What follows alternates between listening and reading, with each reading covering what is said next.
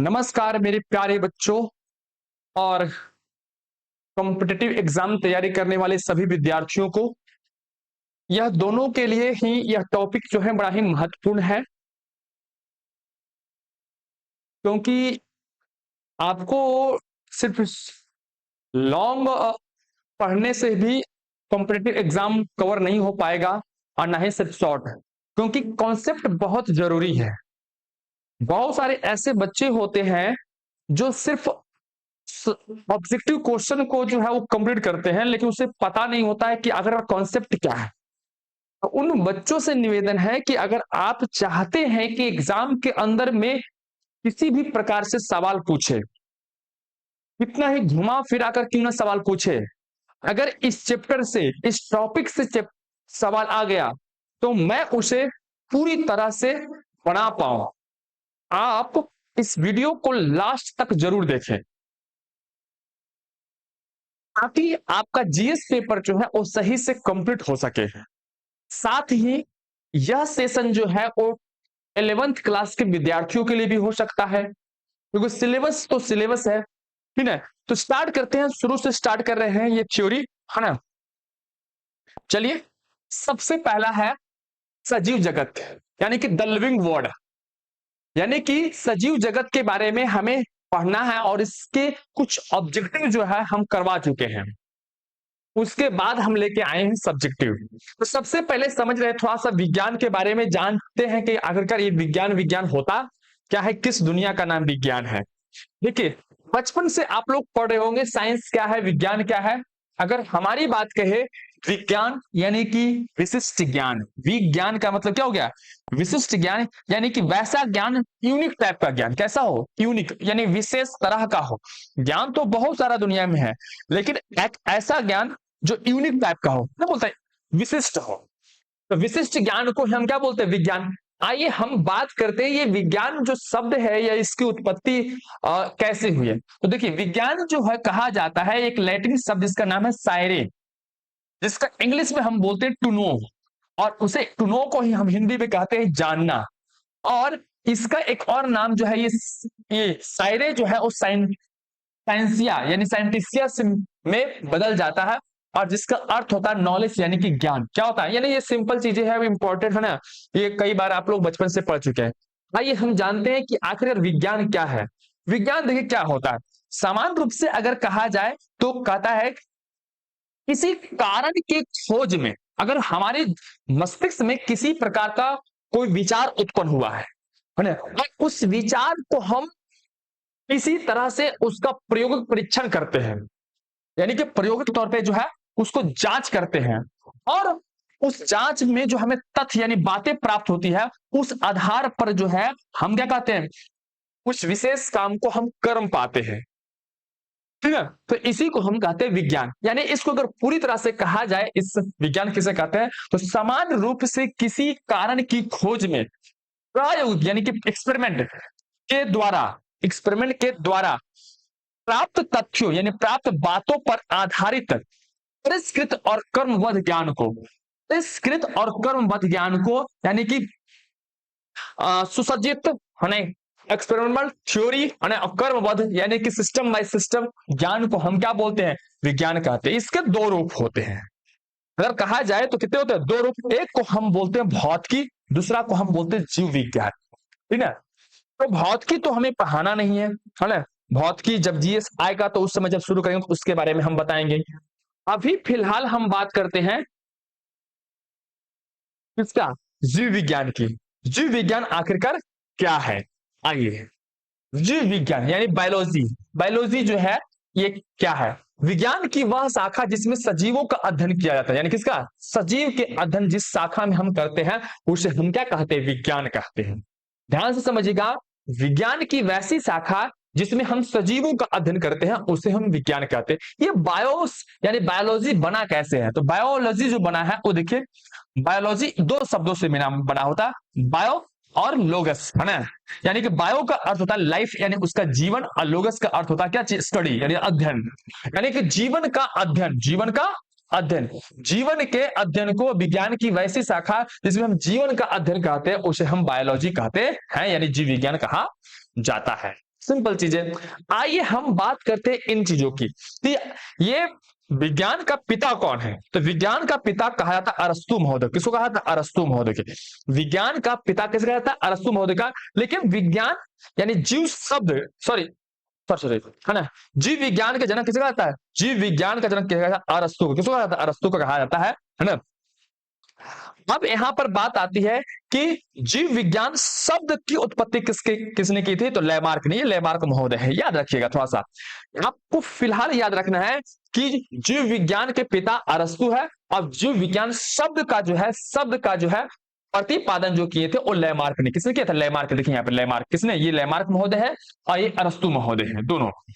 बच्चों थोड़ा सा अगर आप नए हो तो चैनल को सब्सक्राइब जरूर कीजिए, लाइक जरूर कीजिए, है ना, ताकि आपके लिए हम इसी प्रकार से बेहतरीन सुसज्जित और एनसीईआरटी बेस्ट जो है आपके लिए सेशन लेकर आता रहूं। इसके लिए आप चैनल को सब्सक्राइब कीजिए, लाइक जरूर कीजिए, कमेंट कीजिए कि आखिरकार आप किन चीजों में और चीज को बारे में पढ़ना चाहते हैं। जीएस के टॉपिक कोई भी हो आप हमें बता सकते हैं, हम उस पर पूरी डिटेल से वीडियो बनाने का काम करेंगे, ठीक है। चलिए आइए देखते हैं आगे। ये जीव विज्ञान का प्रमुख शाखा, ये जीव विज्ञान की शाखाएं कितनी, इसके ब्रांच कितने हैं, आप बड़ा और बेहतरीन तरीके से आपको एकदम स्पष्ट रूप से समझ में आ रहा है कि शाखाएं कितनी है, किस तरह से डिजाइन किया गया है। देखिए जीव विज्ञान की शाखा की बात करें तो सबसे पहला इसका शाखा होता है वो प्राणी विज्ञान। क्या होता है? प्राणी विज्ञान, जिसी को हम बोलते हैं जंतु विज्ञान। इसको इंग्लिश में बोलते हैं जूलॉजी। क्या बोलते हैं? जूलॉजी। याद रहेगा कि विज्ञान की जो शाखा की अगर बात करते हैं तो इस शाखा को हम क्या बोलते हैं? इस शाखा का बोलते हैं जूलॉजी। इसमें हम क्या करते हैं? प्राणी विज्ञान में जो है हम किसी प्राणी यानी किसी जीव के जीवन, पोषण, जनन और प्रजनन के बारे में अध्ययन करते हैं। किसके बारे में? प्राणी विज्ञान में। यानी विज्ञान की वह शाखा जिसे हम प्राणियों और जंतुओं का अध्ययन किया जाता है उसे हम प्राणी विज्ञान कहते हैं। इसके जनक कौन होते हैं? तो अरस्तु।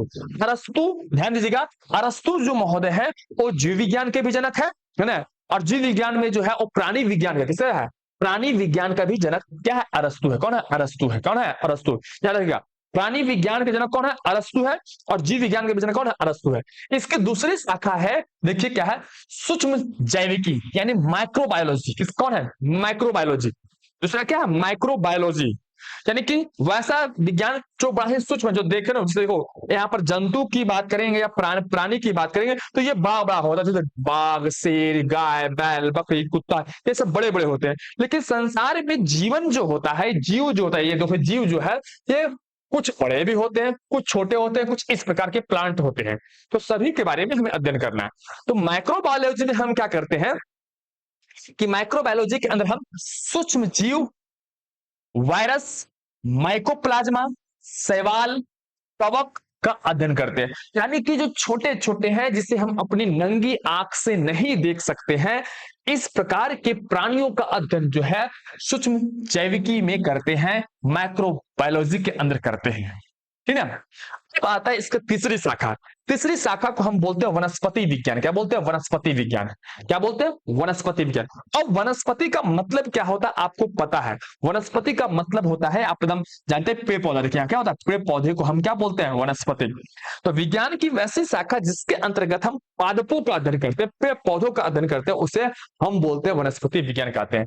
आपको यहाँ पर तीन चीजें अगर आप आज कर लेते हैं तो आपका जनरल कंपटीशन और ये कंपटीशन दोनों तरह से कंप्लीट हो जाएगा। देखिए जो आएगा एग्जाम में, प्राणी विज्ञान के जनक कौन है? अरस्तु। प्राणी विज्ञान के जनक कौन है? अरस्तु। प्राणी विज्ञान के जनक कौन है? अरस्तु।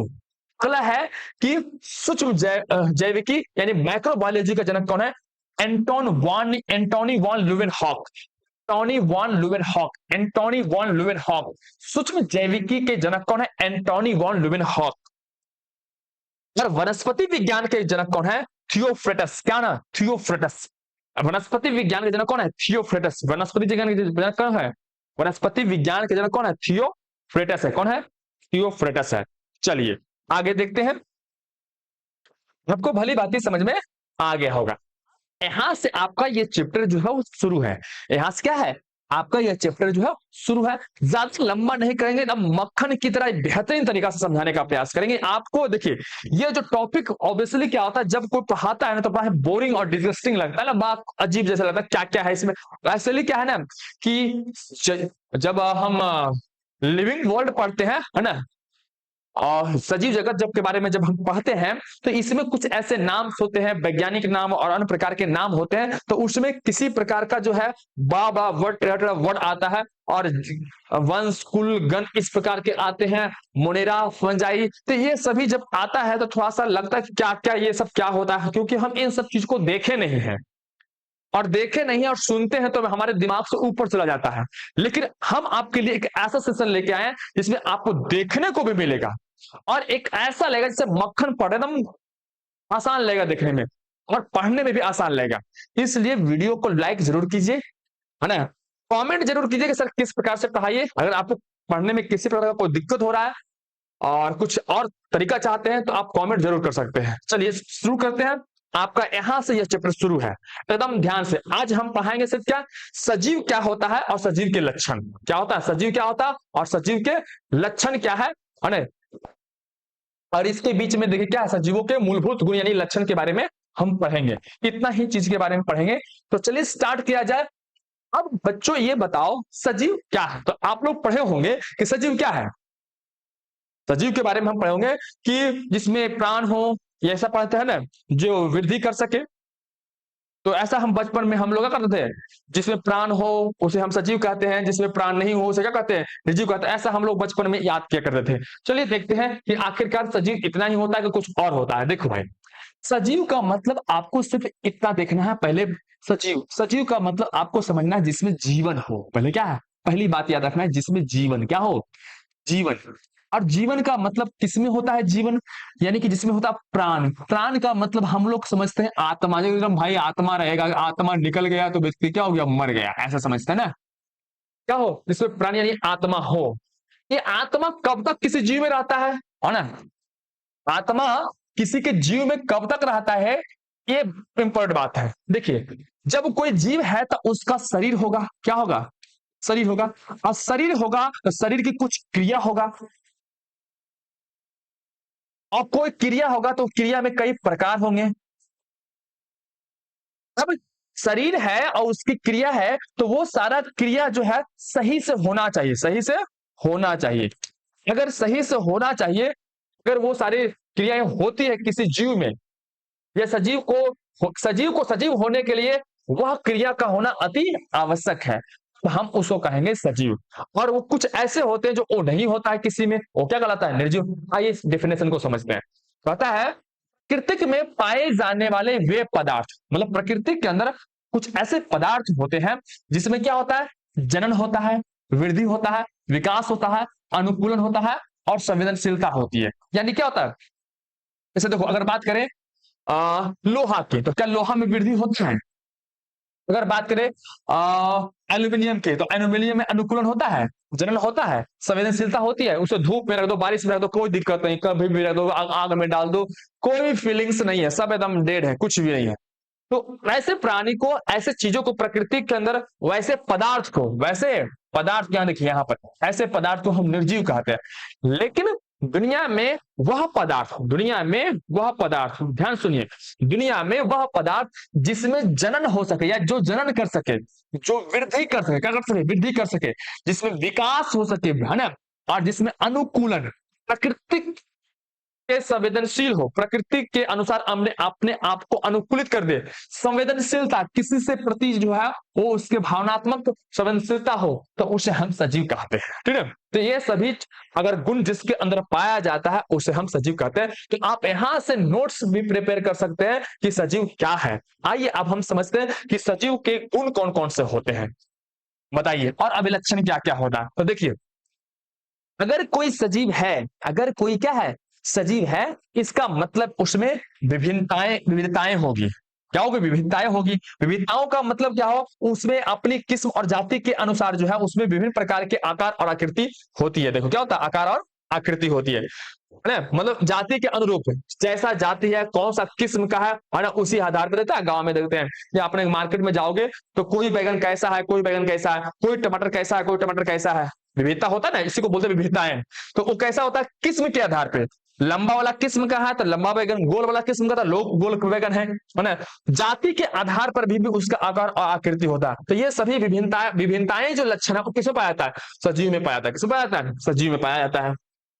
आपको क्वेश्चन निर्जीव में नहीं होता, तो विभिन्नताएं निर्जीव में नहीं होता है ना, क्योंकि लोहा लोहा है, चाहे तुम ईटा का लोहा लो, चाहे वो किसी का भी लोहा लो, लोहा लोहा है ना। और लोहा में विभिन्नताएं नहीं होती है, उसमें जिस केमिकल को मिला के टाटा कंपनी लोहा बनाता है, वही केमिकल मिला के करता वो बनाता, उसमें किस्म को चेंज नहीं कर सकते हैं, है ना। अगर केमिकल को चेंज करेंगे तो किस्म भी चेंज होगा, लेकिन यहाँ लक्षण में विभिन्नताओं में क्या होता है कि किस्म और जाति के आधार पे जो है सजीवों में जो है उसके आकार और आकृति क्या हो जाती है, बदल जाती है। आइए बात करते हैं दूसरा, सजीवों में रासायनिक संगठन। सजीवों में विशिष्ट रासायनिक संगठन होता है, मतलब सजीव का जो शरीर है विशेष प्रकार के केमिकल से मिलकर बना होता है। अब आते हैं सजीवों में और कौन सा गुण होता है, तो सजीव में जीव द्रव होते हैं। क्या होते हैं, जीव द्रव। जैसे मान लें कि कोशिका का कोई निर्जीव है, निर्जीव का एक परमाणु होगा, तो परमाणु के अंदर एक नाभिक होगा, नाभिक के अंदर चारों तरफ क्या इलेक्ट्रॉन जो है वो चक्कर लगाएगा, ऐसा उसमें होता है। लेकिन कोई सजीव है तो सजीव के अंदर जीव द्रव क्या होता है, जीव द्रव जो है मौजूद रहता है। कोशिका के अंदर जो है क्या होता है, जीव द्रव मौजूद रहते हैं। अब आते हैं बात दूसरा, इसका लक्षण जो है, अगर कोई सजीव है तो उसकी कोशिका होगी। कहता सजीवों का शरीर जो है छोटी छोटी इकाइयों का बना होता है, सबसे सरलतम इकाइयों क्या कहते हैं, कोशिका कहा जाता है। ठीक है, तो इस प्रकार से ये चीजें होती है। आइए देखते हैं पांचवा जो गुण होता है सजीव में, यही सबसे इंपॉर्टेंट है जो उसको सजीव बनाता है। और इससे एग्जाम के अंदर सही सवाल भी आते हैं और कई चीजों भी आता है, और हमारे जीवन के लिए भी यह टॉपिक बहुत ही इंपॉर्टेंट है। तो चलिए समझते हैं इस चीज को कि आखिरकार ये उपापचयी क्रिया क्या है ना। चलो देखो, देखिए शरीर का पांचवा, सजीव का जो पांचवा जो गुण है वो क्या है, उपापचयी क्रियाएं। क्या है, यानी मेटाबॉलिक रेट। क्या बोलते हैं, इसका मेटाबॉलिक रेट हाई हो गया, इसका मेटाबॉलिक रेट लो हो गया। देखिए आपको एक बात बताते हैं, जिसका मेटाबॉलिक रेट जो है वो कम होता है, क्या होता है, कम होता है, वो मोटा होता है। और जिसका मेटाबॉलिक रेट हाई होता है वो क्या होता है, वो व्यक्ति पतला दुबला होता है। ये बायोलॉजिकल कंडीशन है। आइए ये मेटाबॉलिक रेट क्या है, परिभाषा से समझते हैं।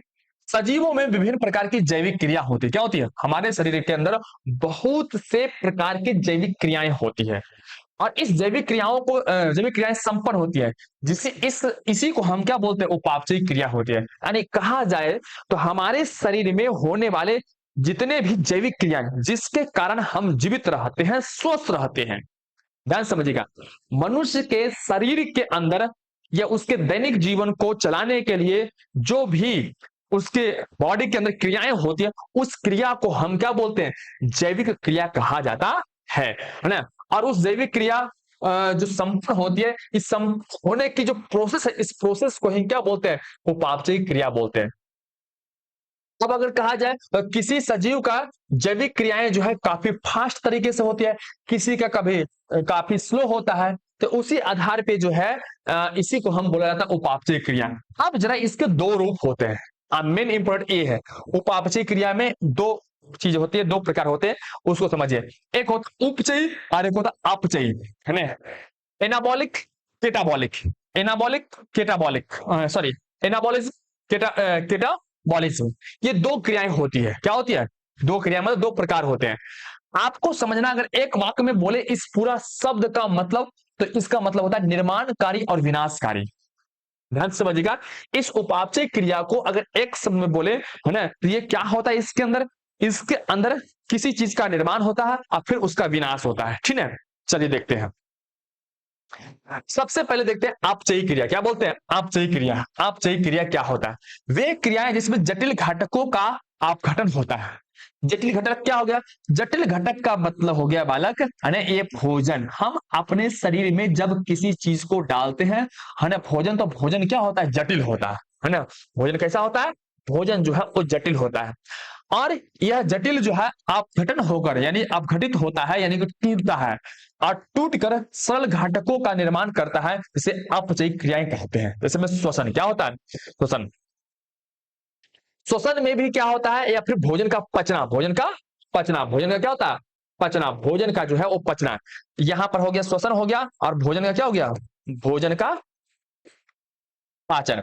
श्वसन में क्या होता है, श्वसन की प्रक्रिया में ग्लूकोज क्या होता है, C6H12O6, इसका जो है ऑक्सीजन से रिएक्ट करके जो है ये क्या होता है, टूट जाता है, क्या होता है, टूटता है, सॉरी क्या होता है, हाँ टूटता है, और टूट कर जो है सरल घटक का निर्माण करता है। सरल घटक में क्या बनता है, जब श्वसन क्रिया होती है हमारे बॉडी में, तो क्या बनता है, कार्बन डाइऑक्साइड, और क्या बनता है, जल बनता है, और एटीपी क्या होता है, एटीपी, एडेनोसिन ट्राइफॉस्फेट नामक क्या होता है, ऊर्जा बनता है। तो देखो हमने बॉडी में हमारा जब खाना पचा, तो खाना पचने के बाद बना एक ग्लूकोज, क्या बना, ग्लूकोज, और ये ग्लूकोज जो है हमारे रक्त से होते हुए हमारे शरीर के माइटोकॉन्ड्रिया में पहुंचा, और वहां ऑक्सीजन रिएक्ट करके जो है सरल अवयव में क्या बदल दिया, सरल अवयव के रूप में कार्बन डाइऑक्साइड, जल और एटीपी ऊर्जा बदल दिया। तो इस क्रिया को हम क्या बोलते हैं, अपचय।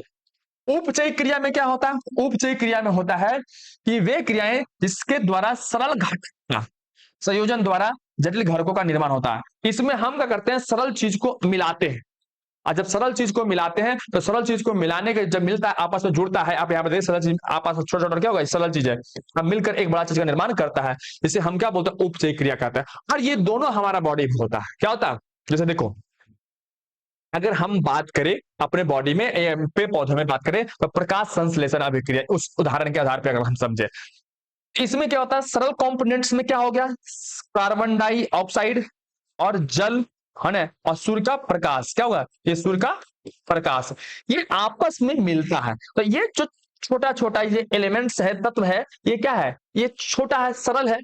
जब ये आपस में मिल जाता है तो प्लांट्स के अंदर प्रकाश संश्लेषण अभिक्रिया के द्वारा क्या बनाता है, C6H12 और O6। अब ये क्या एक जटिल कंपोनेंट्स है, क्या है, जटिल कंपोनेंट्स है, यानी जटिल घटक है, क्या है। तो इस प्रकार से उपापचय क्रिया में क्या होता है, सरल चीज जो है वो जटिल चीज में बदल जाता है, और अपचय क्रिया में जो सरल जटिल चीज, देखो जटिल चीज था, ये क्या था, जटिल था, वो क्या सरल में बदल जाता है, ये उल्टा है। इसीलिए हम एक वाक्य में हम बोले थे ये निर्माणकारी और विनाशकारी अभिक्रिया है। चलिए अब हम आगे देखते हैं। देखो सजीव का जो है और कुछ भाग, कुछ और लक्षण है, इसमें क्या होता है, गमन होता है, गति करता है सजीव, ठीक है। इसमें संवेदनशीलता होता है, क्या होता है, संवेदनशीलता, किसी को छुओ तो क्या होता है, वो रिएक्ट करता है। अगला है कि सजीव में क्या होता है, वृद्धि और विकास होता है, क्या होता है, ये बड़ा होता है ना, याद रखिएगा। और सजीव में क्या होता है, जनन होता है, ये क्या होता है, अपने छोटे बच्चे को जरूर जन्म देता है, क्या करता है हर प्राणी। और अगला जो है सम स्थापन, समस्त जीवों में आंतरिक वातावरण की अखंडता को बनाए रखने के लिए जो है सम स्थापना होती है, ये ध्यान रखिएगा, ये वाला इंपॉर्टेंट है थोड़ा, है ना, कि सब प्रत्येक जीव के अंदर ऐसा कर सकते हो कि इन्वायरमेंट के प्रति जो है अपने आप को जो है बैलेंस या अनुकूलित करके रखना, इसी को क्या बोलते हैं, सम स्थापना। अब हम कल पढ़ेंगे जैव विविधता के बारे में, है ना। तो इससे पहले कि आप नए हैं, चैनल को सब्सक्राइब कीजिए और लाइक कीजिए। और यह जो है आपकी थ्योरी के लिए है, अभी पूरा टॉप चैप्टर जो है वो शुरू नहीं हुआ, सिर्फ हम यह पढ़ा है कि सजीव क्या होता है, सजीव क्या होता है। देखिए क्या होता है, हमने पढ़ा सजीव क्या होता है, विज्ञान के बारे में तो छोटा सा था, ये सबको बहुत जानता भी है ना। ये सजीव क्या है और इसके कुछ गुण के बारे में पढ़ें। अब आगे पढ़ेंगे जैव विविधता। ये जब यहां से मूल रूप से ये सवाल जो है, ये चीजें जो है वो शुरू हो जाएगी कि जैव विविधता आखिरकार है क्या। तो नमस्कार, धन्यवाद। वीडियो को लाइक शेयर सब्सक्राइब जरूर कीजिए।